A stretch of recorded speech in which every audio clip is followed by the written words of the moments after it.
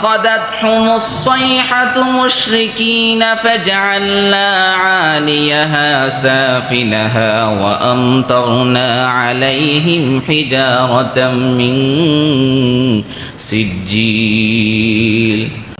যুগ আধুনিক হয়েছে, যুগের মানুষও আধুনিক হয়েছে, মানুষের চিন্তাধারাও আধুনিক হয়েছে। একটা সময় ছিল যখন ছেলে কিংবা মেয়ে প্রাপ্তবয়স্ক হলে বাবা মা ছেলে কিংবা মেয়ের অমতে তার জন্য ছেলে কিংবা মেয়ে নিজেরাই ঠিক করে রাখত। তাদের পছন্দ আছে এরকম শুনলে ঘরের মধ্যে 144 দ্বারা জারি হয়ে যেত। স্কুল বন্ধ, কলেজ বন্ধ, ভার্সিটি বন্ধ, রুমের মধ্যে বন্দি করে রাখত। ছিল কি ছিল না? কিন্তু বর্তমান সময় পরিবর্তন হয়েছে। ছেলে যখন বড় হয় মা বাবা এসে প্রথমেই জিজ্ঞেস করে, বাবা তোর কোনো পছন্দ আছে নাকি? তাহলে যেই বিষয়টা একটা সময় 144 দ্বারা রূপ ধারণ করত শুধু ছেলেরা বলার কারণে বা মেয়েরা বলার কারণে, আর সেটা এত বেশি নর্মাল হয়ে গিয়েছে যে মা বাবা নিজেই এসে সন্তানের কাছ থেকে জিজ্ঞেস করছে যে বাবা তোর কোনো পছন্দ আছে কিনা। অতএব মেয়ে কি অন্য মেয়েদেরকেও সেম, মা তোর কোনো পছন্দ আছে নাকি, দেখ আমাদের বল, আমরা দেখি, ভালো লাগলে তাহলে আমরা কথা বলবো। তাহলে যুগ যত আধুনিক হচ্ছে, আগেকার যেই বিষয়ে বাবা মা অনেক বেশি স্ট্রিক্ট ছিল সেই সব বিষয়গুলো এখন নর্মালাইজ হচ্ছে, স্বাভাবিক হচ্ছে। একটা সময় মেয়ে যখন স্কুলে যেত সাথে যেত তার মা। একটা সময় মেয়েদের কোচিং বলতে কিছু ছিল না, প্রাইভেট বলতে কিছু ছিল না। বাসায় এসে প্রাইভেট টিউটর করাবে, মা পাশে বসে থাকবে যদি মেল টিচার হয়। কিন্তু বর্তমান সময় এমন হয়েছে মেয়েরা রাত 10টার পরও এখনো ঘরের বাহিরে। মেয়ে কোথায়? কোচিংয়ে গেছে। 10টার পরও সমস্যা নাই, রাস্তাঘাট ঠিক আছে, আলো আছে, গাড়ি ঘোড়া যাতায়াত ভালো, পৌঁছে যাবে। নর্মালাইজ হচ্ছে কেন? আধুনিক হয়েছে তাই।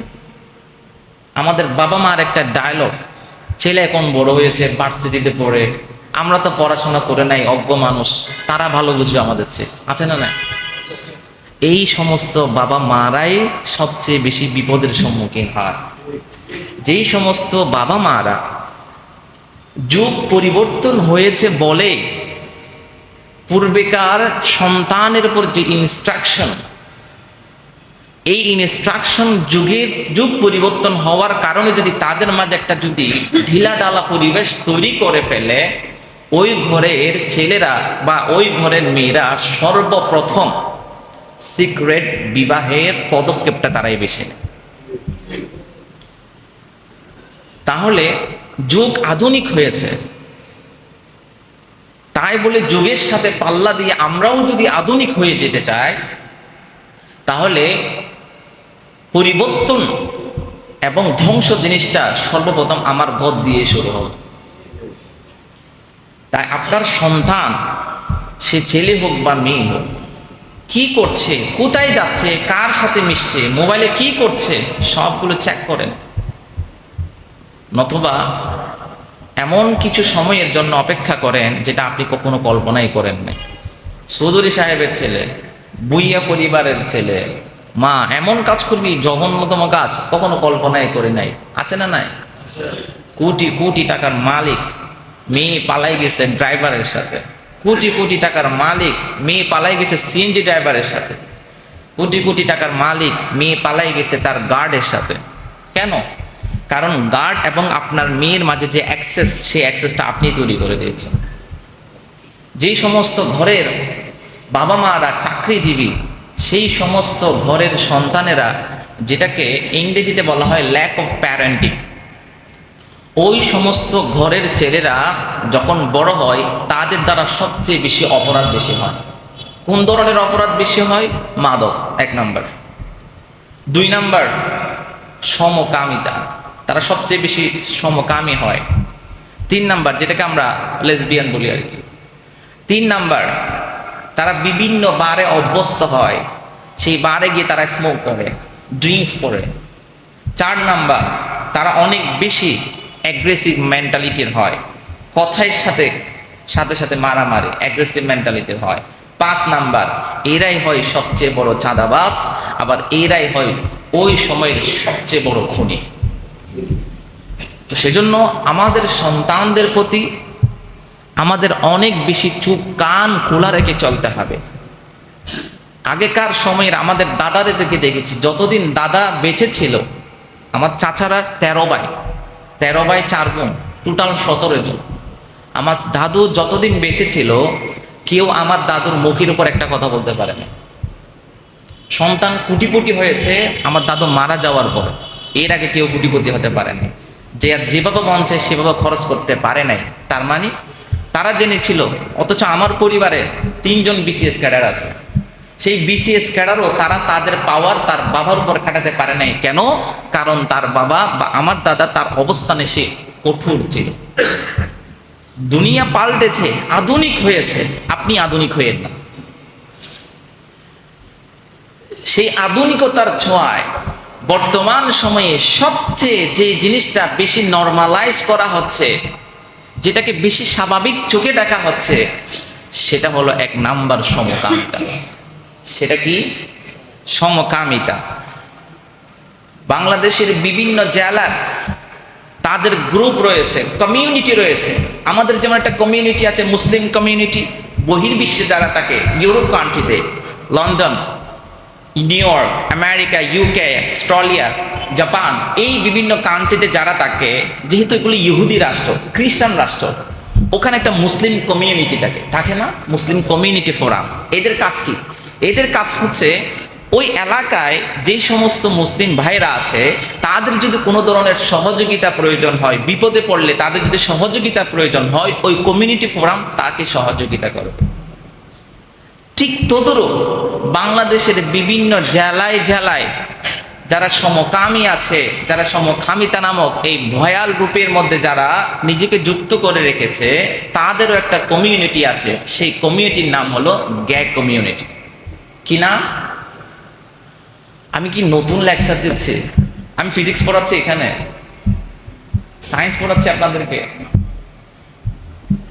আমাদের চট্টগ্রামেও আছে একটা যে গে কমিউনিটি, বাংলাদেশ গে কমিউনিটি। এদের একটা সিক্রেট গ্রুপ আছে, তারা পার্সোনালি মেসেজ করে, একজন আরেকজনের সাথে তার একটা ইন্টারকানেক্টিভিটি তৈরি করে। সেই গ্রুপের মধ্য দিয়ে তারা একজন অপরজনের সাথে পরিচয় হয়, তারা গোপনে দেখা করে এবং তারা যৌন সঙ্গমে তারা একজন অপরজনে লিপ্ত হয়। নাউযুবিল্লাহি মিন যালিক। ছেলে সমকামিতা জিনিসটা কি অনেকেই জানি না। এলজিবিটি কিউ এটা কি অনেকেই জানি না। এদের কাজ কি এই জিনিসটা জানি না। সন্তানের কাছ থেকে যখন জিজ্ঞেস করা হয়, বাবা তোমার ফেভারিট কালার কি? আমার ফেভারিট কালার রেইনবো। রেইনবোর কয়টা কালার? আমি টপিক চেঞ্জ করে ফেলবো? টপিক চেঞ্জ করে ফেলি? রেইনবোর কয়টা কালার? 7টা কালার। কয়টা কালার? আর এই 7টা কালারই হচ্ছে তাদের পতাকার প্রতীক। তাদের সমকামীদের। তাহলে এই বিষয়টা কেন আসছে? এই বিষয়টা শুরু হয়েছে আমার পরিবার থেকে, এই বিষয়টা শুরু হবে আপনার পরিবার থেকে, এই বিষয়টা শুরু হবে বাংলাদেশের বিভিন্ন পরিবার থেকে। এটা শুরু হয়ে বাংলাদেশে একটা বিপ্লব ঘটবে। যেমন আমরা সকলে জানি, ভারতের মধ্যে সমকামিতা বা সমকামী যারা আছে, ছেলে ছেলেকে বিয়ে করার বৈধতা দিয়েছে, মেয়ে মেয়েকে বিয়ে করার বৈধতা দিয়েছে। ভারতের মধ্যে 2018 সালে মনে হয় এই আইনটা পাশ করেছে তারা। তার কিছুদিন পর পর আমরা দেখি বাংলাদেশের বিভিন্ন গ্রামে অমুক মেয়ে প্রেমের টানে অমুক জায়গায় চলে এসেছে বিয়ে করার জন্য, মেয়ে মেয়েকে বিয়ে করার জন্য। 10 দিন 15 দিন তারা কি ছিল? উপোস ছিল। কেন? তারা তাদের পরিবার মেনে নিচ্ছে না, মেয়ে মেয়ে বলে বিয়ে করে। নাউযুবিল্লাহি মিন যালিক। অথচ এই সমকামিতা এটার কত বড় জঘন্যতম অপরাধ, যে অপরাধ আমার আল্লাহ সুবহানাহু ওয়া তাআলা জিনার চেয়ে আরো জঘন্যতম অপরাধ হিসাবে স্বীকৃতি দিয়েছে। এই অপরাধ করার কারণে পূর্বেকার যে 6টা উম্মত, সেই 6টা জাতিকে আমার আল্লাহ সুবহানাহু ওয়া তাআলা বিভৎসভাবে ধ্বংস করে দিয়েছেন। যে বিভৎস আসমানি গজব আমার আল্লাহ দিয়েছেন 6টি জাতির উপর, তার মধ্যে সবচেয়ে ভয়াবহ যে বিভৎস আযাব আল্লাহ যাদের উপর পাঠিয়েছেন তারাই হলো কওমে লূত। তারা হলো কি? কওমে লূত। এই কওমে লূত, তাদের মাঝে আল্লাহর প্রতি অবাধ্যতা, শিরিক, এই সমস্ত বিষয়ের পরও তাদের মাঝে একটা জঘন্যতম অপরাধ ছিল। তারা ছিল কি? সমলিঙ্গের প্রতি যৌন আকর্ষণ। ছেলে ছেলে তারা যৌন আকর্ষণ, তাদের একজন অপরজনের প্রতি তাদের যৌন আকর্ষণ থাকতো। তাদের স্ত্রী, ঘরের মধ্যে স্ত্রী আছে, স্ত্রী ভালো লাগে না। এই সমস্ত জঘন্যতম অপরাধ যখন তাদের মধ্যে বিস্তার সয়লাব যখন ছড়িয়ে পড়েছে, তখন আমার আল্লাহ সুবহানাহু ওয়া তাআলা হযরত লূত আলাইহিস সালাতু ওয়াস সালামকে তাদের কাছে পয়গম্বর বানিয়ে পাঠালেন। লূত আলাইহিস সালাতু ওয়াস সালামকে যখন আমার আল্লাহ পয়গম্বর বানালেন, জাতির কাছে আসলেন। জাতির এমন পাপাচার দেখার পর লূত আলাইহিস সালাতু ওয়াস সালাম তাদেরকে জিজ্ঞাসা করলেন, وَلُوطًا إِذْ قَالَ لِقَوْمِهِ أَتَأْتُونَ الْفَاحِشَةَ مَا سَبَقَكُمْ بِهَا مِنْ أَحَدٍ مِنَ الْعَالَمِينَ। লূত আলাইহিস সালাতু ওয়াস সালাম আমার আল্লাহ সুবহানাহু ওয়া তাআলা যখন নবুয়ত দিয়ে পাঠালেন, লূত আলাইহিস সালাতু ওয়াস সালাম তার সম্প্রদায়কে বলল, আতাতুনাল ফাহিশাতা মা সাবাকাকুম বিহা মিন আহাদিম মিনাল আলামিন। তোমরা কি এমন অশ্লীল এবং পাপাচারের মধ্যে লিপ্ত আছো, যেই পাপাচার, যেই জঘন্যতম অপরাধ তোমাদের পূর্বে এই বিশ্বে কেউ করে নাই। যখন লূত আলাইহিস সালাতু ওয়াস সালাম তাদেরকে এই কথা বললেন, দাওয়াত দিলেন, এক আল্লাহর প্রতি যখন তাদেরকে ফিরে আসতে বললেন, পাপাচার থেকে যখন তাদেরকে বেঁচে থাকার কথা বললেন, এরপরে তাদের উত্তর কি ছিল? তারা লূত আলাইহিস সালাতু ওয়াস সালামের সেই দাওয়াতকে প্রত্যাখ্যান করে বললেন, ওয়া মা কানা জাওয়াব কওমিহি ইল্লা আন ক্বালু আখরিজুহুম মিন ক্বরিয়াতিকুম ইন্নাহুম উনাসুন ইয়াতাতাহহারুন। লূত আলাইহিস সালাতু ওয়াস সালাম যখন তাদেরকে পাপাচার থেকে বিরত থাকার কথা বলেছেন, দাওয়াত দিয়েছেন, যেই পাপাচারের মধ্যে তারা লিপ্ত আছে, ইতোপূর্বে সেই রকম পাপাচার এই বিশ্বে কেউ করে নাই। সর্বপ্রথম এমন জঘন্যতম অপরাধ পাপাচারের মধ্যে যখন কওমে লূত লিপ্ত ছিল, যখন তাদেরকে সেই পাপাচার থেকে যখন ফিরে আসতে বলল, সরে আসতে বলল, তখন লূত আলাইহিস সালাতু ওয়াস সালামকে সেই জাতি উত্তর দিল, ওয়া মা কানা জাওয়াব কওমিহি ইল্লা আন ক্বালু আখরিজুহুম মিন ক্বরিয়াতিকুম ইন্নাহুম উনাসুন ইয়াতাতাহহারুন। সম্প্রদায়ে তারা উত্তর দিল, লূত যেহেতু আমাদের কাজে বাধা দিচ্ছে, লূত যেহেতু নিজেকে পবিত্র ভাবছে, তাহলে এই লূতের আমাদের এই জনপদে থাকার অধিকার তার নাই, তাকে এই জনপদ থেকে বের করিয়ে দাও। লূত আলাইহিস সালাতু ওয়াস সালামকে সেই জনপদ থেকে বের করে দেওয়ার ষড়যন্ত্র তারা করছিল। এক পর্যায়ে আমার আল্লাহ সুবহানাহু ওয়া তাআলা তাদের কাছে বলল, সমকামিতা যে একটা নোংরা কাজ, এই প্রসঙ্গে আমার আল্লাহ সুবহানাহু ওয়া তাআলা বললেন, ওয়ালুতান আতাইনাহু হুকমান ওয়া ইলমান ওয়া নাজ্জাইনাহু মিনাল ক্বরিয়াতিল্লাতী কানাত তা'মালুল খাবাইস ইন্নাহুম কানু কওমা সাউইন ফাসিকিন। আমার আল্লাহ সুবহানাহু ওয়া তাআলা বললেন, আমি আমার পয়গম্বর হযরত লূত আলাইহিস সালাতু ওয়াস সালামকে জ্ঞান এবং প্রজ্ঞা দিয়েছি। যখন সে তাদেরকে দাওয়াত দিয়েছে, সমকামিতা এক জঘন্যতম অপরাধ, এই কাজ থেকে তোমরা বিরত থাকো, তখন তারা উত্তর দিয়েছে, এই লূতকে এই জনপদ থেকে বের করো, কারণ সে যদি এই জনপদের মধ্যে থাকে তাহলে সে আমাদের কাজের মধ্যে বাধা দিবে। সে যেহেতু পবিত্র থাকতে চায়, তাকে এই জনপদ থেকে বিচ্ছিন্ন করে দাও।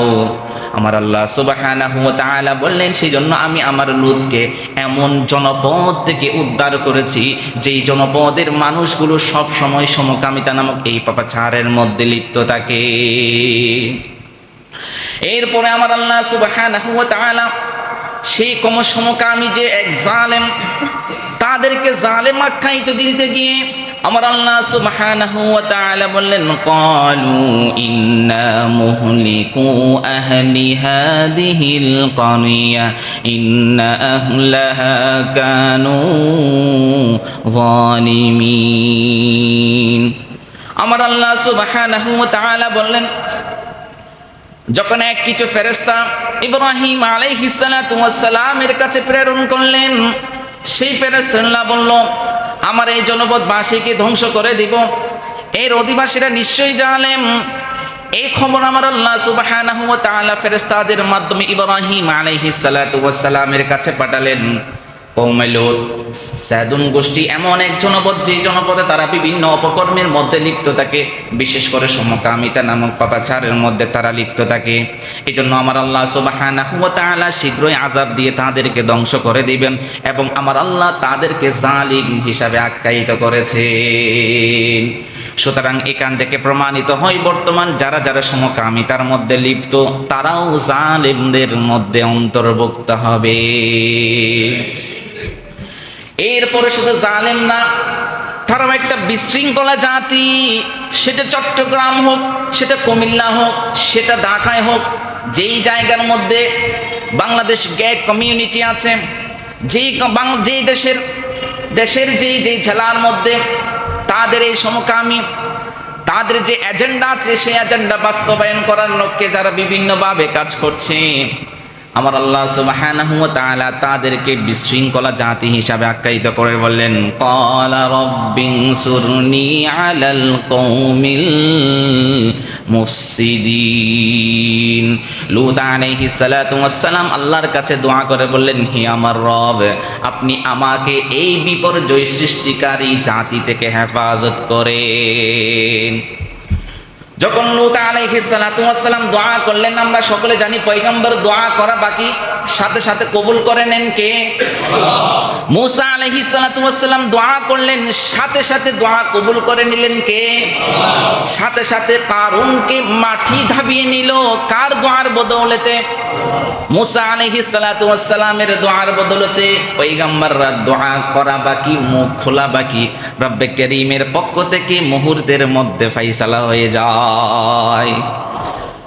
লূত আলাইহিস সালাতু ওয়াস সালাম যখন আল্লাহর কাছে দোয়া করলেন, ও আল্লাহ, এই জাতির কপালে তার হিদায়াত নাই, এই জাতিকে যেভাবে বুঝানোর সেভাবে বোঝানো হয়েছে, এই জাতির কপালে আর হিদায়াত নাই। আমি তো তাদের ভাই, আমি চেষ্টা করছি তাদেরকে খারাপ কাজ থেকে বিরত রাখার জন্য, কিন্তু এই জাতি তো আমার কথা শুনে না, বরং আমাকে দুশমন ভেবে তারা চায় এই জনপদ থেকে আমাকে বের করিয়ে দিতে। সুতরাং আল্লাহ, এমন বিপর্যয় সৃষ্টিকারী জনপদের, এমন বিপর্যয় সৃষ্টিকারী জাতির কাছ থেকে আমাকে রক্ষা করেন। এরপরে ইব্রাহিম আলাইহিস সালাতু ওয়াস সালাম সেই সমস্ত জাতির জন্য আমার আল্লাহর কাছে সুপারিশ করেছেন, ইয়া আল্লাহ, দিন শেষে তো তারা তোমার বান্দা, তোমার বান্দা যেহেতু, তুমি তাদেরকে একটু ক্ষমা করে দাও, ক্ষমার দৃষ্টিতে তাকাও। হইতে পারে, এমন হতে পারে তারা তাদের এই পাপাচার থেকে ফিরে আসতে পারে। কিন্তু লূত আলাইহিস সালাতু ওয়াস সালামের জাতির কর্মকাণ্ডের উপর আমার আল্লাহ এত বেশি রাগান্বিত হয়েছেন, সরাসরি ইব্রাহিম আলাইহিস সালাতু ওয়াস সালামকে বললেন, ইয়া ইব্রাহিম আ'রিদ আন হাযা ইন্নাহু ক্বাদ জাআ আমরু রাব্বিক ওয়া ইন্নাহুম আতিহিম আযাবুন গায়রু মারদুদ। ইব্রাহিম আলাইহিস সালাতু ওয়াস সালাম যখন রবের কাছে ক্ষমার সুপারিশ করলেন, আমার আল্লাহ সরাসরি ইব্রাহিম আলাইহিস সালাতু ওয়াস সালাম বললেন, ইয়া ইব্রাহিম আ'রিদ আন হাযা, ও ইব্রাহিম, এই ব্যাপারে তুমি একটা কথাও বলো না। ও ও আমার পয়গম্বর, এই ব্যাপারে আপনি একটাও কথা বলবেন না, এই ব্যাপারে আপনি কথা বলে একেবারে বন্ধ করে দেন। তাদের ধ্বংসের ব্যাপারে আপনি আমার কাছে কোনো ধরনের সুপারিশ করবেন না, কারণ আপনার রবের ফরমান এসে গেছে এবং তাদের উপর এমন শাস্তি আসছে যা কিছুতেই একেবারে পরিবর্তন হবে না। আমি রবের পক্ষ থেকে তাদের জন্য যে শাস্তি নির্ধারণ করা হয়েছে সেই শাস্তি খুব শীঘ্রই আসবে, এবং যা নির্ধারণ করা হয়েছে সেই শাস্তি তাদের উপর পতিত হবে। এই শাস্তি পতিত হওয়ার ক্ষেত্রে কোনো ধরনের পরিবর্তন হবে না। তাদের উপর রহম করে আমি আল্লাহ আবার শাস্তি উঠাই নিব না, কারণ তারা এমন জঘন্যতম কাজে লিপ্ত হয়েছে যেটা প্রকৃতি বিরোধী, যেটি আমি আল্লাহ সুবহানাহু ওয়া তাআলার বিধানের লঙ্ঘন করেছে। সুতরাং যারা যুগে যুগে আমার বিধানকে লঙ্ঘন করে বৃদ্ধাঙ্গুলি প্রদর্শন করবে, আমি আল্লাহ তাদেরকে সময় দিই, কিন্তু যখন ধরি তাকে এমনভাবে শাস্তির আওতায় নিয়ে আসি যাতে করে আমার শাস্তি থেকে তাকে আর কেউ বাঁচাতে পারে না। এরপরে আমার আল্লাহ সুবহানাহু ওয়া তাআলার পক্ষ থেকে শাস্তি চলে আসলো। এই লূত জাতি দিনের পরে দিন তারা যখন অপকর্মের মধ্যে লিপ্ত হয়ে গেল,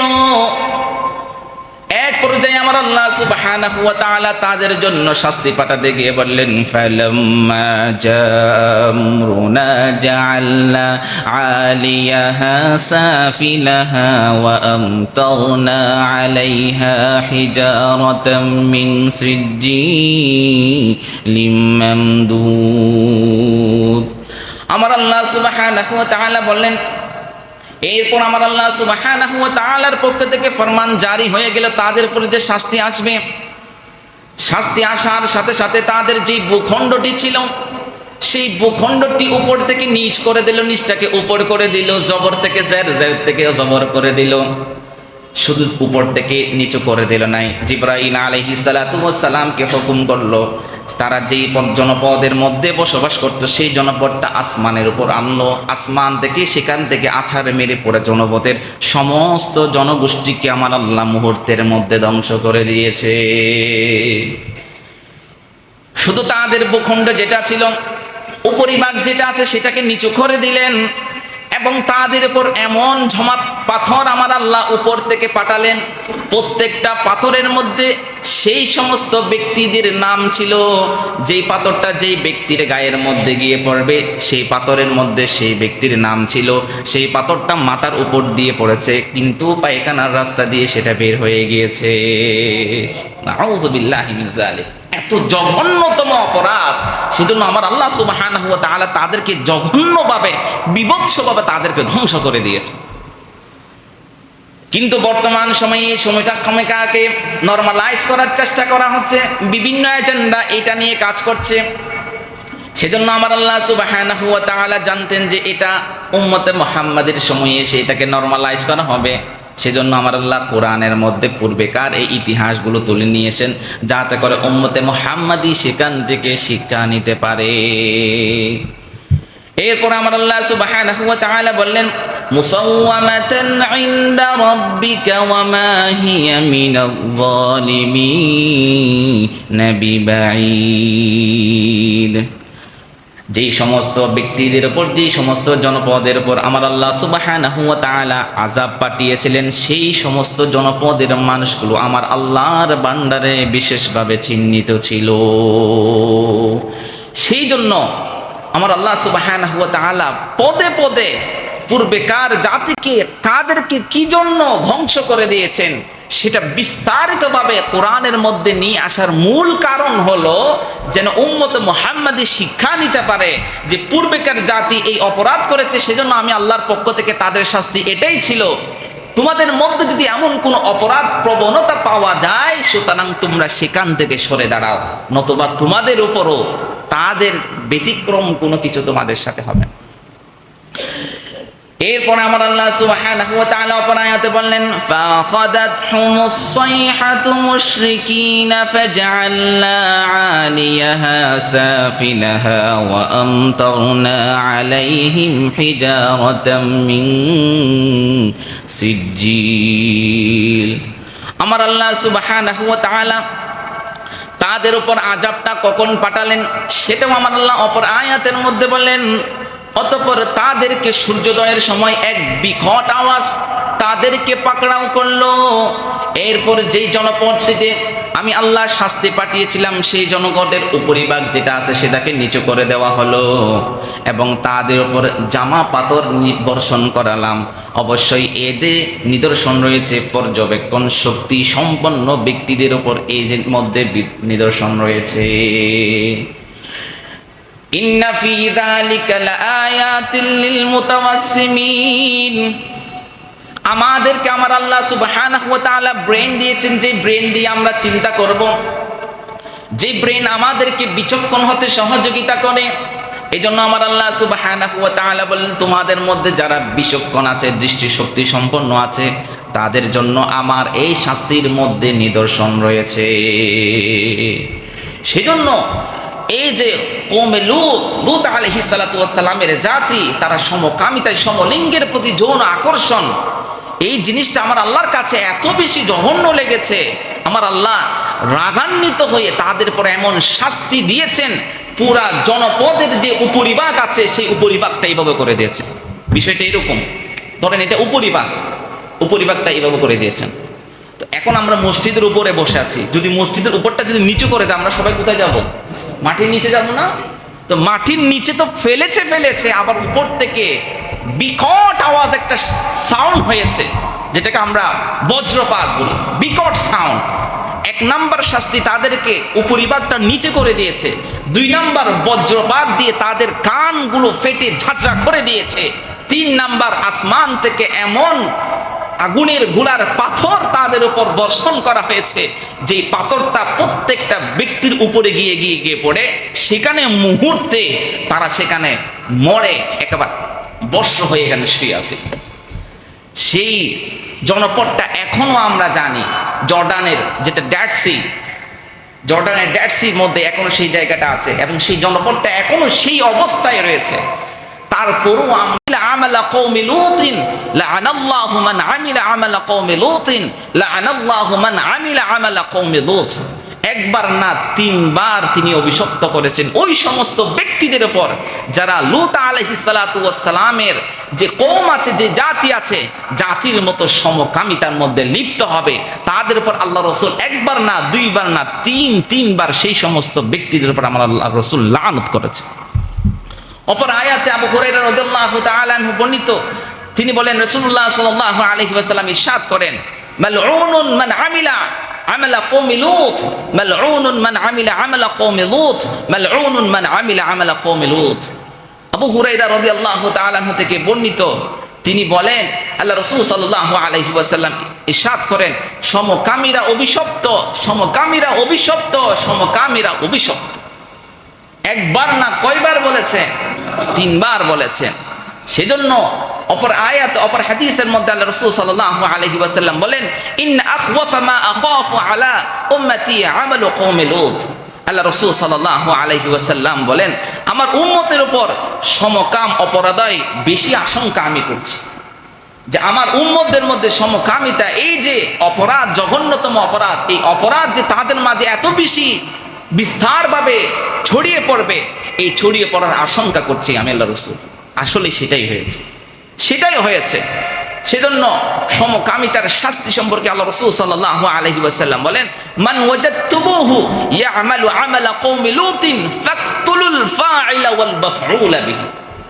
আল্লাহ রাসূল সাল্লাল্লাহু আলাইহি ওয়াসাল্লামের হাদিসের সুস্পষ্ট শাস্তি, যেই সমস্ত যদি 2 জন ব্যক্তি যদি কাউকে যদি সমকাম অবস্থায় যদি তাদেরকে পাও, যেই 2 জন সমকামের মধ্যে লিপ্ত আছে, ওই 2 জন সমকামীকে সেখানে তাদেরকে হত্যা কর। তাহলে যারা সমকামিতার নামক এই জঘন্যতম অপরাধের মধ্যে লিপ্ত হবে, হাদিসের ভাষায় তাদের শাস্তি কি? মৃত্যুদণ্ড। তাদের শাস্তি কি? মৃত্যুদণ্ড। শুধু মৃত্যুদণ্ড না, অপর হাদিসের মধ্যে বলেন, উরজুমু আল আলা ওয়াল আসফালা উরজুমুহুমা জামিআন। শুধু তাদেরকে হত্যা করবে না, হত্যাটা কিভাবে করবে? উপর নিচের উভয়কে, যে উপরে আছে আর যে নিচে আছে, উভয়কে পাথর নিক্ষেপ করতে করতে তাদেরকে হত্যা করবে। এত বড় শাস্তি, যে শাস্তি আমার আল্লাহ সুবহানাহু ওয়া তাআলা স্বয়ং ব্যভিচারের ক্ষেত্রে দিয়েছে। যদি স্বামী স্ত্রীর মধ্যে কেউ একজন যদি বিবাহিত অবস্থায় যদি ব্যভিচারের মধ্যে লিপ্ত থাকে, তাদের শাস্তি হলো সরাসরি রজম নিক্ষেপ করে, পাথর নিক্ষেপ করে তাকে হত্যা করা হবে। তাহলে সেই শাস্তিও আল্লাহ রাসূল সাল্লাল্লাহু আলাইহি ওয়াসাল্লাম কোথায় এনেছেন? কোথায় এনেছে? যারা সমকামের মধ্যে যারা লিপ্ত থাকবে তাদের শাস্তিও কিরকম? ব্যভিচারের শাস্তি যেমন, তাদের শাস্তিও সেরকম। আল্লাহ রাসূল সাল্লাল্লাহু আলাইহি ওয়াসাল্লাম পর হাদিসের মধ্যে বলেন, লা ইয়ানজুরুল্লাহু ইলা রাজুলিন আতা রাজুলান আও ইমরাআতান ফি দুবুর। আল্লাহ রাসূল সাল্লাল্লাহু আলাইহি ওয়াসাল্লাম বলেন, আল্লাহ তাআলা এমন ব্যক্তির প্রতি কখনোই রহমতের দৃষ্টি দিয়ে তাকাবেন না যে সমকামিতা লিপ্ত হয়, যে সমকামের মধ্যে লিপ্ত হয়, এমন ব্যক্তির প্রতি আমার আল্লাহ সুবহানাহু ওয়া তাআলা কখনো রহমতের দৃষ্টি দিয়ে তাকাবেন না। সেজন্য সময় এখন এসেছে আমাদের সন্তানদের প্রতি আমাদের সজাগ হওয়া। আমার সন্তানগুলো করছে কি? বর্তমান সময়ের মধ্যে এই সমকামিতা, এই এজেন্ডাকে বাস্তবায়ন করার জন্য অনেকগুলো এনজিও কাজ করে যাচ্ছে। তোর মধ্যে এক নাম্বার ব্রেক, তারা একটা প্রাইভেট অর্গানাইজেশন। এই সমকামিতা এলজিবিটি কিউ যেটা আছে, এলজিবিটি, এল মানে লেসবিয়ান, জি মানে গে, বি মানে বাইসেক্সুয়াল, টি মানে ট্রান্সজেন্ডার। এই 24 জুলাইয়ের মধ্যে মাদ্রাসার ছেলে, স্কুলের ছেলে, কলেজের ছেলে, ইউনিভার্সিটি, আমার অনেক ভাই বোনেরা রক্ত দিয়েছে এই দেশটাকে নতুনভাবে স্বাধীন করার জন্য। এই স্বাধীনকৃত দেশটাকে পাওয়ার পরে আমরা বর্তমান সরকারের কাছে সংস্কারের আবেদন করেছিলাম, সংস্কারের দাবি করেছিলাম, কিন্তু সংস্কার হয়েছে কোথায়? সংস্কারের পিছনে তারা লেগেছে যে সমকামী যারা আছে, যারা ট্রান্সজেন্ডার আছে, সেই ট্রান্সজেন্ডারের অধিকার পুনঃপ্রতিষ্ঠা করার তারা সংস্কারের মধ্যে লিপি পড়েছে। আমরা তো এমন সংস্কার চাই নাই। আমরা সংস্কার চেয়েছি বিগত সরকারের যে সমস্ত ব্যক্তিরা বিভিন্ন অপরাধের মধ্যে লিপ্ত হয়েছে তাদের বিচার সুনিশ্চিত করে আমরা এমন সংস্কার চেয়েছি। যাদের অর্ডারে আমার ভাই আমার বোন, হাজার হাজার ভাই বোন শহীদ হয়েছে, আমরা সেই সমস্ত কুলাঙ্গারদের শাস্তি সুনিশ্চিতের শাস্তি চেয়েছিলাম। কিন্তু আমরা তো সমকামী, ট্রান্সজেন্ডার, এলজিবিটি কিউ যে তাদের অধিকার বাংলার জমিনে পুনঃপ্রতিষ্ঠার এমন অধিকার, এমন কোন সংস্কারের দাবি আমরা চাই নাই। কিন্তু আমরা দেখতে পেলাম ঢাকার রাজু ভাস্কর্যের সামনে গিয়ে সমকামী এবং ট্রান্সজেন্ডাররা তাদের অধিকার সুনিশ্চিত করার জন্য তারা রাস্তায় নেমে পড়েছে। সরকার তাদেরকে প্রোটেকশন দিয়েছে। আমরা সকলে জানি কিছুদিন আগে ফেসবুকের মধ্যে একটা মেয়ে সরাসরি সে তার বাবাকে গুলি করে লাইভ করে দিয়েছে। ছেড়ে দেওয়া হয়েছে যে আমার বাবা আমার সাথে ধর্ষণ করার চেষ্টা করেছে বা আমাকে ধর্ষণ করেছে, সেজন্য আমি এই বাবাকে হত্যা করেছি।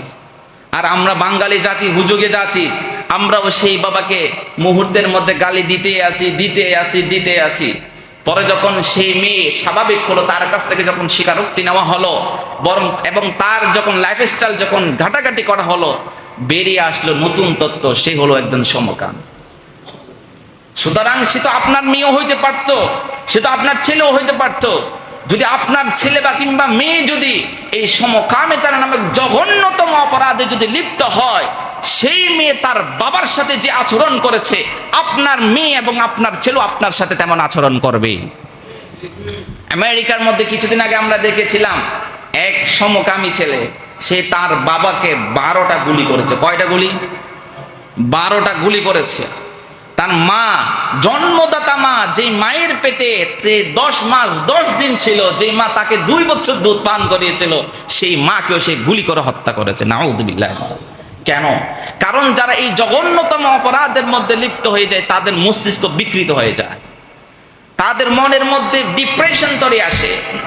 বর্তমান আন্তর্জাতিক প্রেক্ষাপটের মধ্যে আমরা যদি তাকাই, পাশ্চাত্যের আমেরিকা, ইউরোপে সমকামিতাকে বৈধ করা হয়েছে এবং তারা এটাকে মানবাধিকার হিসাবে প্রচার করছে। মানবাধিকার, যে সমকামী তারা সমলিঙ্গের প্রতি যৌন আকর্ষণ জাগতে পারে, ছেলে ছেলেকে বিয়ে করতে পারে, মেয়ে মেয়েকে বিয়ে করতে পারে, এটা একটা মানব অধিকার। সুতরাং সেই অধিকার আমাকে প্রতিষ্ঠা করতেই হবে। সেই অধিকার আমাকে প্রতিষ্ঠা করতে হবে বলে যুগ যুগ ধরে সেই পশ্চিমারা এটার পিছনে মিলিয়ন মিলিয়ন ডলার তারা খরচ করছে, শুধু কেন? এই এজেন্ডাকে তারা বাস্তবায়ন করার জন্য। জাতিসংঘে, ইউরোপীয় union, USAID, Amnesty International, Human Rights Watch ইত্যাদি এই সংগঠনগুলো এলজিবিটি কিউ নিয়ে তারা কাজ করছে। বিশাল বিশাল পৃথিবীর প্রত্যেকটা দেশের মধ্যে মোটা মোটা অঙ্কের টাকা তারা ইনভেস্ট করছে। কেন? এলজিবিটি যে কিউ আছে সেটাকে প্রমোট করার জন্য। বাংলাদেশের মধ্যে USAID, IMF, Amnesty International, Human Rights Watch তারা মিলিয়ন মিলিয়ন ডলার বাংলাদেশের বিভিন্ন জেলার মধ্যে খরচ করছে, শুধু কেন? শুধু কেন? সমকামিতা যে জিনিস আছে সেটাকে প্রমোট করার জন্য। আমরা তো সম্প্রতি জানি কক্সবাজারের সেই টেকনাফের মধ্যে কোটি কোটি বিলিয়ন ডলার তারা সেখানে খরচ করেছে। এমনি এমনি খরচ করেছে, এমনি এমনি খরচ করেছে। আর আমরা তাদেরকে বাহবা দিই। তাদের প্রত্যেকটা শেল্টার দেওয়ার কারণে স্বাস্থ্য খাতে ব্যয়, শিশু খাতে ব্যয়, শিশুর স্বাস্থ্য সুরক্ষা বলে বলে যেই টাকা তারা খরচ করেছে, এই প্রত্যেকটা টাকার পিছনে তাদের একটাই দাবি, একটাই এজেন্ডা এবং একটাই নিয়ম, সেটা হলো এলজিবিটি কিউ তাদের মাঝে কিভাবে প্রমোট করা যায়। তাই অনেক দেশের মধ্যে যেমন ভারত, নেপাল, ভুটান, শ্রীলঙ্কার মধ্যে ইতিমধ্যে যে সমকামিতা যে আইন আছে সেই আইনটাকে তারা বৈধ করে দেওয়া হয়েছে। ভারতের মধ্যে, নেপালের মধ্যে, এই জায়গার মধ্যে সমকামী যারা আছে তারা একজন অপরজনকে বিয়ে করতে পারবে, মেয়ে মেয়েকে বিয়ে করতে পারবে, ছেলে ছেলেকে বিয়ে করতে পারবে। আমরা তো অনেকে জানি ভারতের মধ্যে 2018 সালে এই আইন পাস হয়েছে, এরপর অনেক বিয়ে হয়েছে, অনেক দম্পতি আছে, নাম বলছি না। এরপরে সেই জন্য তাই তারা এখন টার্গেট করেছে কোন দেশ? বাংলাদেশকে তারা এখন টার্গেট করেছে। কেন? বাংলাদেশের শতকরা 90% মুসলমানদের দেশে যদি সমকামিতা যদি এই এজেন্ডা বাস্তবায়ন করা যায়, তাহলে বাংলাদেশের যে ফ্যামিলি প্ল্যানিংটা আছে সেই ফ্যামিলি প্ল্যানিংটাকে সহজে ভাঙা যাবে। কারণ তাদের উদ্দেশ্য কি? পারিবারিক যে সম্পর্ক, পারিবারিক যে গঠন, সেই গঠনটা ধ্বংস করা তাদের একমাত্র লক্ষ্য। যে গঠন আমার আল্লাহ সরাসরি উম্মতে মুহাম্মাদের জন্য দিয়েছেন এবং আল্লাহ রাসূল সাল্লাল্লাহু আলাইহি ওয়াসাল্লাম বলেন, কিয়ামতের দিন আমি আমার উম্মতদের দিয়ে গর্ব করব। সেজন্য তোমরা এমন পরিবারের মেয়েকে বিয়ে করো যারা বেশি সন্তান জন্ম দেয়। আর সেই ইউরোপীয় ইউনিয়ন পশ্চিমা শক্তিরা তারা সেই আল্লাহ রাসূল সাল্লাল্লাহু আলাইহি ওয়াসাল্লামের যে এজেন্ডা ছিল সেই এজেন্ডার বিরুদ্ধে তারা নতুন এজেন্ডা বাস্তবায়ন করেছে। সেটা হলো কি? দুইটি সন্তানের বেশি নয়, একটি হলে ভালো হয়। সেজন্য জাপান আইন করেছে, বেশি বেশি সন্তান কি করো, প্রসব করো, তোমার সন্তানের সম্পূর্ণ দায়িত্ব আমরাই নিব। চীন, বেশি বেশি সন্তান প্রসব করো, তোমার সন্তানের দায়িত্ব সরকার নেবে। কেন? জনশূন্য হয়ে যাচ্ছে জাপান, জনশূন্য হয়ে যাচ্ছে। দেখেন না, প্রতি বছর বছর এত লাখ এখানে অধিবাসী দেওয়া হবে, অধিবাসী নেওয়া হবে। কেন? কারণ আমেরিকা বলেন, নিউ ইয়র্ক বলেন, লস অ্যাঞ্জেলস বলেন, ইউকে বলেন, অস্ট্রেলিয়া, জার্মান, এদের এমন অনেক অঞ্চল আছে যেখানে কোনো মানুষই নাই। সেই অঞ্চলগুলো আবাদ করার জন্য তাদের মানুষ প্রয়োজন। সেই জন্য তারা বছরের পর বছর তারা ডিক্লার দেয়, ডিবি লটারি বলে যে আসেন আমাদের দেশে, আপনাদেরকে ফ্রিতে কি দেওয়া হবে, বিসি দেওয়া হবে, এখানে থাকবেন, এখানে খাবেন, সরকার আপনাদের সম্পূর্ণ কিছু দায়িত্ব নিবে। এমনি এমনি তাদের সমস্ত বাস্তবায়ন করা। সেজন্য বাংলাদেশের একটা আইনি ব্যবস্থা আছে, প্যানেল কোড 1860 মধ্যে 377 নম্বর ধারার মধ্যে দেওয়া আছে। সেই ধারার মধ্যে কেউ যদি সমলিঙ্গের প্রতি যৌন আকর্ষণ করে, এমন অবস্থায় যদি তাদেরকে ধরা পড়ে, তাদের দণ্ডনীয় অপরাধ হলো 10 বছর। 10 বছর থেকে মৃত্যুদণ্ড পর্যন্ত এই আইন এখনো বাংলাদেশে আছে। যদি বর্তমানের এমন কিছু এজেন্ডা বাংলাদেশের মধ্যে কাজ করছে, অলরেডি হাইকোর্টের মধ্যে আপিল করেছে যেন তারা এই আইনটাকে, বাংলাদেশে আইন যে 377 নম্বর আইনের যে ধারা, সেই ধারাটা যেন তারা উঠিয়ে নিতে পারে। যদি এই ধারা বাংলার জমিন থেকে উঠিয়ে নিতে পারে, তাহলে বাংলাদেশেও দেখবেন খুব সহজে সমলিঙ্গের প্রতি বিবাহ বৈধ হয়ে যাবে। নাউযুবিল্লাহ। আপনারা কি এমন দৃশ্যের জন্য বসে আছেন? আর এই জন্য কাজ করছে কারা? এই জন্য কাজ করছে justice maker Bangladesh. Justice maker Bangladesh তারা 2024 সাল থেকে 377 নম্বর ধারা যেটা আছে সেটা বাতিলের জন্য প্রচুর ধরনের বিভিন্ন ধরনের প্রচারণা চালাচ্ছে যে এই ধারাকে অবশ্যই অবশ্যই বাতিল করতেই হবে। আরেকটা আছে Bangladesh institute of human rights. এগুলাই কাজ করতেছে এলজিবিটিকিউ নিয়ে। আমাদের সন্তানের পিছনে এরাই টাকা ডালতেছে। এদের মিশন কি? স্কুল, কলেজ, ইউনিভার্সিটি, মাদ্রাসার মধ্যে তারা এগুলো পারবেন। এদের এজেন্ডা হচ্ছে এই জায়গার মধ্যে কোমলমতি শিশুরা, আমাদের ভাই বোনদেরকে তারা বড় বড় প্রলোভন দেখিয়ে তাদেরকে নাটক, সিনেমা, ড্রামা এগুলোর মাধ্যমে তারা এলজিবিটিকিউ প্রমোট করার চেষ্টা করছে। ওয়েব সিরিজ, ড্রামা, মুভিজ, বাংলাদেশের ফিল্ম ইন্ডাস্ট্রির মধ্য দিয়ে তারা চেষ্টা করছে এলজিবিটিকিউ যেটা আছে সেটাকে প্রমোট করার। এই প্রমোট করার যারা সবচেয়ে যে দুইটা সংগঠন বেশি কাজ করছে, এক নাম্বার হলো জাস্টিস মেকার বাংলাদেশ, আরেকটা হলো Bangladesh institute of human rights. এরাই সবচেয়ে বেশি বাংলাদেশের মধ্যে কাজ করছে। বিদেশ থেকে কোটি মিলিয়ন মিলিয়ন ডলার এই সংস্থার মধ্যে খরচ করা হচ্ছে। কেন? যাতে করে বাংলাদেশের আনাচে কানাচে এলজিবিটিকিউটাকে প্রমোট করা যায়। সেই জন্য আমাদেরকে হুঁশিয়ার থাকতে হবে। যেমন আমাদের আন্তর্জাতিক সংস্থা এবং দূতাবাস যেটা ঢাকার মধ্যে রয়েছে, সেই মার্কিন যুক্তরাষ্ট্র, ইউরোপীয় ইউনিয়ন এবং কানাডার দূতাবাস ঢাকার মধ্যে তারা প্রাইড মান্থ উদযাপন করে। প্রাইড মান্থ এটা হচ্ছে কি এলজিবিটিকিউদের একটা সেলিব্রেশন ডে। এটাকে তারা উদযাপন করে। এলজিবিটিকিউর যে পতাকা আছে, যে ফ্ল্যাগ আছে, সেই ফ্ল্যাগকে উড়িয়ে তারা সেই ঢাকার মতো জায়গার মধ্যে তারা সেলিব্রেশন করে। কিন্তু আমার ঢাকার সরকার তো করে আছে, কোনো সমস্যা নাই। সেজন্য বর্তমান সময়ে আমাদের টিভি চ্যানেল, অনলাইন পোর্টাল, বৈচিত্র্যের গল্প, কাছে আসার গল্প, এরকম বিভিন্ন সিরিজ তারা বিভিন্ন সময়ের মধ্যে প্রমোট করার মধ্য দিয়ে, প্রস্তাবিত করার মধ্য দিয়ে আমাদের যুবক যুবতীদের যে চরিত্র আছে সেই চরিত্রকে তারা হনন করার চেষ্টা করছে। এখান থেকে আমাদেরকে সজাগ থাকতে হবে। আমাদের বর্তমানের দুইজন ইসলামের অতন্দ্র প্রহরী, এক নাম্বার ডক্টর সরওয়ার হুসাইন, আরেক নাম্বার হচ্ছে আসিফ মাহতাব। ডক্টর আসিফ মাহতাব এই দুইজন মুসলমানদের সবচেয়ে বড় শক্তি, যারা এই এলজিবিটিকিউর বিরুদ্ধে কাজ করছে, যারা বছরের পর এই এলজিবিটিকিউর বিরুদ্ধে যখন কাজ করছে তাদেরকে বিভিন্নভাবে নানাভাবে তাদেরকে হত্যার হুমকি দেওয়া হচ্ছে। আমরা তাদেরকে সুস্পষ্টভাবে বলতে চাই, ডক্টর আসিফ মাহমুদ এবং ডক্টর সরওয়ার হোসেন তারা ইসলামের সম্পদ। যদি এই ইসলামের সম্পদের দিকে যদি কেউ যদি ভ্রুক্ষেপ করে, আমরা সেই সমস্ত ব্যক্তিদের চোখগুলো উপড়ে ফেলবো। কারণ তারা আমাদের সম্পদ। শাহজালালের এই বাংলার মাটিতে সমকামিতা নামক পশ্চিমাদের এই জঘন্যতম বেহাইয়াপনা বাংলার তৌহিদি জনতা তাদেরকে এই বাংলার জমিন থেকে উৎখাত করবে ইনশাআল্লাহ। যতদিন পর্যন্ত বাংলাদেশের মানুষ, যতদিন পর্যন্ত বাংলাদেশের 90% মানুষের মাঝে ইমানি তাজা থাকবে, ইমানি স্পৃহা থাকবে, তাদের মধ্যে ঐক্য থাকবে, ইনশাআল্লাহ ইনশাআল্লাহ পশ্চিমাদের এজেন্ডা বাংলার জমিনে বাস্তবায়ন হবে না, হবে না, হবে না। সেজন্য আমাদেরকে সজাগ থাকতে হবে, সোচ্চার হতে হবে। যারা এই সমস্ত অপকর্মের মধ্যে লিপ্ত হবে বা এই সমস্ত অপকর্ম নিয়ে যখন প্রমোটের এজেন্ডা যখন আমরা দেখতে পাবো, তখন আমাদের নিজের অবস্থান থেকে সজাগ হতে হবে এবং তাদের বিরুদ্ধে আমাদের পদক্ষেপ গ্রহণ করতে হবে। নতুবা আমাদের প্রত্যেকের ঘরে ঘরে আমাদের ছেলে মেয়েরাও একটা সমকামিতে লিপ্ত হবে। নাউযুবিল্লাহি মিন যালিক। আল্লাহ সুবহানাহু ওয়া তাআলা আমাদের সকলকে এমন জঘন্যতম অপরাধ থেকে আমাদের সকলকে হেফাজত করুক। আমাদের সন্তান, আমাদের ছেলে মেয়ে, আমাদের পরিবারকে এমন জঘন্যতম আচরণ, জঘন্যতম অপরাধ থেকে হেফাজত করে আল্লাহর দরবারে সবসময় দোয়া করি, আল্লাহ আপনি আমাদেরকে এমন অবস্থায় মৃত্যু দেন যে অবস্থায় আপনি আমাদের উপর পরিপূর্ণ সন্তুষ্ট।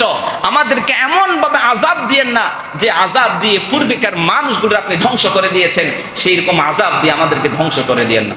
আল্লাহ সুবহানাহু ওয়া তাআলা আমাদের সকলের ঈমানি জজবাকে কবুল করুন।